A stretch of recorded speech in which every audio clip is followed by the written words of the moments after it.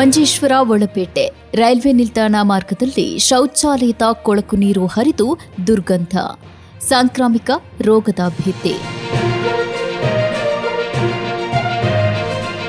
Manjeshwar ಒಳಪೇಟೆಯ railway ನಿಲ್ದಾಣಕ್ಕೆ ಸಾಗುವ ಹಾಗೂ ಪ್ರಯಾಣಿಕರು ಬಸ್ಸಿಗಾಗಿ ಕಾಯ್ತಾ ಇರುವ ಶೆಡ್ ಪಕ್ಕದಲ್ಲೇ ವಾಣಿಜ್ಯ ವಸತಿ ಸಮುಚ್ಚಯಗಳಿಂದ ಹರಿದು ಬರ್ತಾ ಇರುವ ಶೌಚಾಲಯದ ಕೊಳಕು ನೀರು ಕಟ್ಟಿ ನಿಂತಿದ್ದು, ಇದರ ದುರ್ಗಂಧದಿಂದ ವಿದ್ಯಾರ್ಥಿಗಳು ಹಾಗೂ ಸಾರ್ವಜನಿಕರು ಮೂಗು ಮುಚ್ಚಿಕೊಂಡು ನಡೆದಾಡಬೇಕಾದ ದುಸ್ಥಿತಿ ಎದುರಾಗಿರುವುದಾಗಿ ಸ್ಥಳೀಯರು ಆರೋಪಿಸಿದ್ದಾರೆ.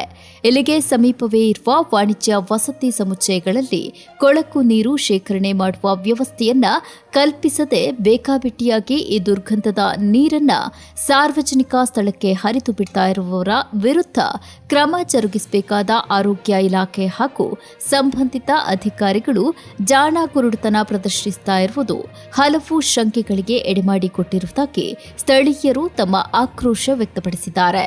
മഞ്ചേശ്വര ടൗണിലും റെയിൽവേ സ്റ്റേഷൻ്റെ ആ ഭാഗത്തും ഒരുപാട് കച്ചറകൾ കൂട്ടി, അതുമാത്രവുമല്ല ടോയ്ലറ്റ് വെള്ളങ്ങളും റോഡിലേക്ക് ഇറക്കിയിട്ട് മൂക്ക് പൊത്തേണ്ട ഒരു സന്ദർഭം വന്നിട്ടുണ്ട്. അതുപോലെ തന്നെ ഹെൽത്തുകാർ കണ്ണടച്ച് ഇരുട്ടാക്കുന്ന ഒരു സന്ദർഭത്തിലേക്കാണ് ഹെൽത്ത് മേലധികാരികൾ ചെയ്യുന്നത്.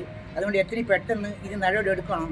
നടപടിയെടുക്കുന്നില്ലായിരുന്നു എങ്കിൽ നാട്ടുകാർ പ്രക്ഷോഭത്തിൽ ഇറങ്ങേണ്ടി വരും. അതുകൊണ്ട് മനുഷ്യന്മാർക്കെല്ലാം രോഗം പിടിച്ചിട്ട് എല്ലാവരും ബുദ്ധിമുട്ടിലായിട്ടുണ്ട്. ഒരുപാട് തിങ്ങിക്കൂടി കിടക്കുന്ന ജനങ്ങളാണ് അവിടെ. അതുകൊണ്ട് പോകാനും വരാനും പറ്റുന്നില്ല. ഈ ബിൽഡിങ്ങിൻ്റെ മുഴുവൻ കച്ചറയും ടോയ്ലറ്റ് വെള്ളവും എല്ലാം റോഡിലേക്ക് ഇറക്കിയിട്ട് വളരെയധികം ബുദ്ധിമുട്ടിക്കുന്നുണ്ട്. അതുകൊണ്ട് ഇതൊരു മുന്നറിയിപ്പായിട്ടാണ് നിങ്ങളോട് പറയുന്നത്. അതുകൊണ്ട് ഇതിന് എത്രയും പെട്ടെന്ന് നടപടിയെടുക്കുന്നില്ലെങ്കിൽ പ്രക്ഷോഭത്തിൽ ഇറങ്ങുക തന്നെ ചെയ്യും.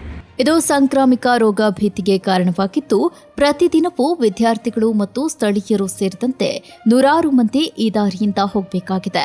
ಆದರೆ ಕೊಳಕು ನೀರಿನಿಂದ ಮಾರ್ಗ ತುಂಬಿ ಹೋಗಿದ್ದು, ಎಲ್ಲರೂ ಮೂಗು ಮುಚ್ಚಿಕೊಂಡು ಸಾಗ್ತಾ ಇದ್ದಾರೆಂದು ಸ್ಥಳೀಯರೊಬ್ಬರು ತಮ್ಮ ಅಸಮಾಧಾನ ವ್ಯಕ್ತಪಡಿಸಿದ್ದಾರೆ. ಸಂಬಂಧಪಟ್ಟವರು ಕೂಡಲೇ ಇತ್ತ ಕಡೆ ಗಮನ ಹರಿಸಿ ಕೂಡಲೇ ತಪ್ಪಿತಸ್ಥರ ವಿರುದ್ಧ ಕ್ರಮ ಕೈಗೊಳ್ಳುವಂತೆ ಸ್ಥಳೀಯರು ಆಗ್ರಹಿಸಿದ್ದಾರೆ.